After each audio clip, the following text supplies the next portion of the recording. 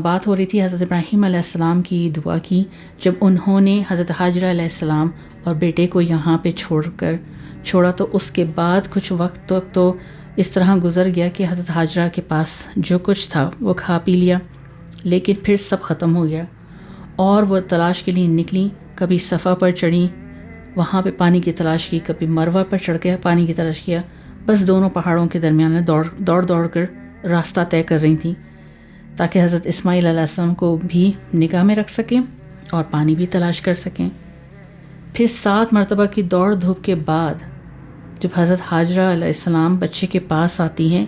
تو رحمت خداوندی نازل ہوتی ہے، اللہ تبارک و تعالیٰ نے حضرت جبرائیل علیہ السلام کو بھیجتے اور وہ ریگستان کی اس خشک زمین سے ایک چشمہ نکال دیتے ہیں، تو جس کو سبھی جانتے ہیں زمزم کے نام سے۔ اور پھر وہاں ایک قبیلہ تھا، وہ کچھ لوگ تھے وہاں پہ جو آئے، اور آنے کے بعد آ کر وہ وہاں پر آباد ہوئے۔ تو حضرت اسماعیل علیہ السلام جب بڑے ہوئے تو اس جو قبیلہ کے لوگ آئے تھے تو اس قبیلے کی ایک خاتون سے ان کی پھر شادی ہوئی اور پھر یہاں سے آہستہ آہستہ بستی آباد ہوئی۔ اب بخاری کی ایک روایت میں ہے کہ ایک روز حضرت ابراہیم علیہ السلام ملاقات کے لیے مکہ پہنچے تو دیکھا اسماعیل علیہ السلام درخت کے نیچے بیٹھے ہوئے تیر بنا رہے تھے۔ ملاقات کے بعد حضرت ابراہیم علیہ السلام نے فرمایا کہ مجھے اللہ تعالیٰ نے ایک کام کا حکم دیا ہے۔ حضرت اسماعیل علیہ السلام نے جواب دیا کہ آپ اپنے رب کے حکم کی تعمیل فرمائیں۔ تو حضرت ابراہیم علیہ السلام نے پھر فرمایا کہ اللہ تعالیٰ نے مجھے یہ حکم بھی دیا ہے کہ تم میری مدد کرو، اور انہوں نے کیا کہا کہ میں ضرور کروں گا۔ تو بیت اللہ کے 4 حدود اللہ تعالیٰ نے حضرت ابراہیم علیہ السلام کو بتا دیے تھے، اور اسی کے مطابق جب یہ دونوں اس کام میں لگے تو بیت اللہ کیونکہ بہت ہی قدیم تھا، بنیادیں تھیں صرف اس کو بنیادیں نکالنی تھیں، اور اسی پر دونوں نے پھر تعمیر شروع کر دی۔ تو یہ ہو گیا جو میں نے بھی آپ لوگوں کے سامنے بات رکھی، وَإِذْ جَعَلْنَا الْبَيْتَ مَثَابَةً لِلنَّاسِ وَأَمْنًا، اور جب بنایا ہم نے اللہ تعالیٰ کو بیت اللہ کو لوٹنے کی جگہ لوگوں کے لیے اور امن کی جگہ۔ تو وَاتَّخِذُوا مِن مَقَامِ ابراہیم مُصَلًّى، اللہ فرماتے ہیں کہ بناؤ تم ابراہیم علیہ السلام کے کھڑے ہونے کی جگہ کو نماز کی جگہ، مقام ابراہیم۔ اب لوگوں کو مقام ابراہیم کے بارے میں آپ لوگوں کو سبھی سنتے ہیں، ہم لوگ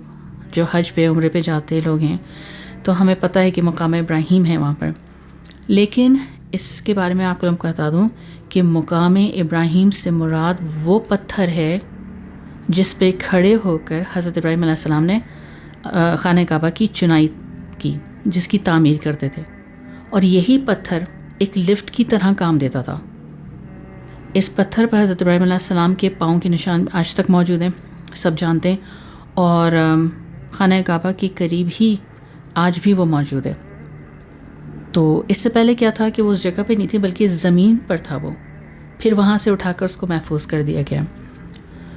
تو اس پتھر کے بارے میں میں تھوڑا بہت بتا دوں کہ اس پتھر کو اللہ تعالیٰ نے حضرت ابراہیم علیہ السلام کے ارادے کے مطابق کر دیا تھا۔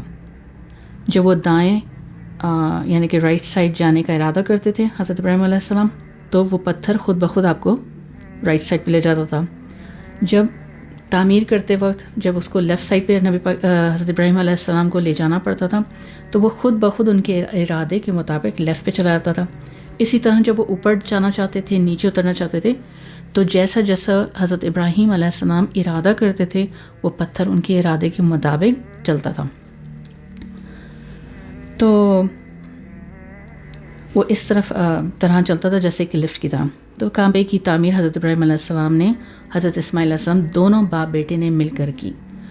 تو اس میں کوئی تیسرا آدمی شامل نہیں تھا۔ تو بہرحال یہ مقام ابراہیم اس پتھر کو کہتے ہیں جس پر چڑھ کر آپ نے تعمیر کیا۔ اب مقام ابراہیم پر 2 نفل نماز جو پڑھتے ہیں، تو 2 رکعت نماز پڑھنے کا جو آیا ہے وہ نزول اس کا کیسے ہوا، ہمیں کیسے پتہ چلتا ہے، کہاں سے پتہ چلتا ہے یہ بات کہ یہ ہمیں 2 رکعت نماز کیوں پڑھنی ہے یہاں پر؟ تو اس کے بارے میں آپ کو تھوڑا بتا دوں کہ حضرت عمر رضی اللہ عنہ کے نے نبی پاک صلی اللہ علیہ وسلم کے سامنے اپنی خواہش کا اظہار کیا کہ مقام ابراہیم کی جگہ نماز نہ پڑھیں، یعنی دل چاہتا ہے کہ 2 رکعت نماز پڑھیں، اور اللہ تعالیٰ نے حضرت عمر رضی اللہ عنہ کی خواہش کے مطابق یہ حکم نازل فرمایا کہ مقام ابراہیم کو تم نماز پڑھنے کی جگہ بنا لو۔ یہ جب یہ آیت میں آیا نا کہ تم نماز پڑھنے کی جگہ بنا لو مقام ابراہیم کو، اور جب ہم جاتے ہیں جب بھی سعودی عرب تو ہمیشہ 2 رکعت نماز نفل پڑھتے ہیں، تو اس کی وجہ یہ تھی کہ حضرت عمر رضی اللہ عنہ نے اس چیز کا خواہش ظاہر کی تھی کہ کیوں نہ نماز پڑھے جائے، دل کرتا ہے کہ نماز پڑھے وہاں پر، تو اللہ تعالیٰ نے ان کی جو ہے خواہش کے مطابق حکم نازل کر دیا جو مقام ابراہیم کو نماز پڑھنے کی جگہ بنا لو۔ تو دیکھا جائے تو تقریباً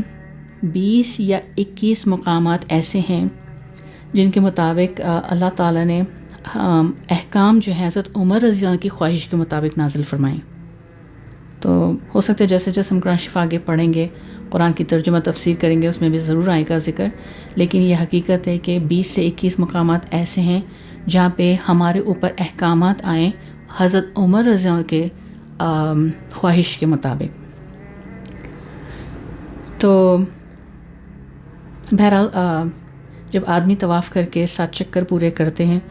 تو مقام ابراہیم کے پاس 2 رکعت پڑھتے ہیں۔ اللہ تعالیٰ فرماتے ہیں کہ وَعَهِدْنَا إِلَىٰ إِبْرَاهِيمَ وَإِسْمَاعِيلَ، اور ہم نے تاکید کی ابراہیم اور اسماعیل کو۔ کس چیز کی تاکید کی؟ أَن طَهِّرَ بَيْتِيَ اللَّهُ، کہ اللہ نے تاکید کیا کی کہ پاک رکھو تم دونوں میرے گھر کو، اور پاک کس کے لیے رکھو؟ للطائفین، طواف کرنے والوں کے لیے، والعاکفین، اعتکاف کرنے والوں کے لیے، ورکع السجود، اور رکوع اور سجدہ کرنے والوں کے لیے۔ تو اللہ تعالیٰ نے دونوں کو حکم دیا کعبے کو پاک رکھنے کا، اور پھر یہی حکم قیامت تک آنے والے لوگوں کے لیے ہے کہ اللہ تعالیٰ کے گھر کو ہر قسم کی نجاست سے پاک رکھیں۔